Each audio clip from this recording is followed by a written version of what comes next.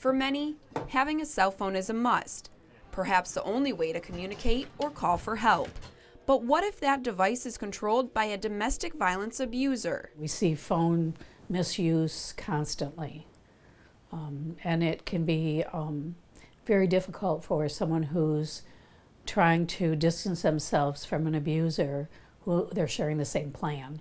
And that abuser has access to their phone through that, so they can monitor their texts, they can monitor their phone calls. House Bills 5641 and 5642 allow domestic abuse victims who've received an order from a judge to legally separate from a shared cell phone plan.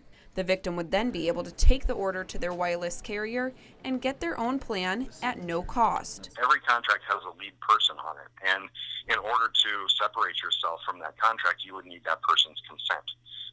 And so you can certainly imagine in the case of domestic abuse and domestic violence, getting that person's consent to come into a store with you and give their consent that they will be breaking away from the contract would be incredibly difficult to do. Babb says before cell phones, abusers would often rip phones out of the wall to cut off communication ties for the victim.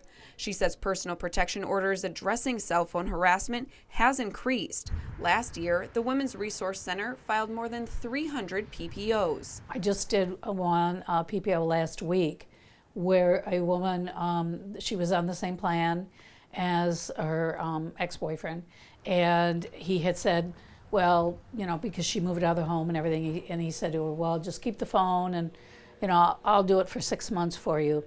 And she found out that he was videotaping her. And so when she was home and the phone was there, she was being videotaped, she had no privacy, and she just felt so violated. In Grand Traverse County, Allison Scott, 7 and 4 News.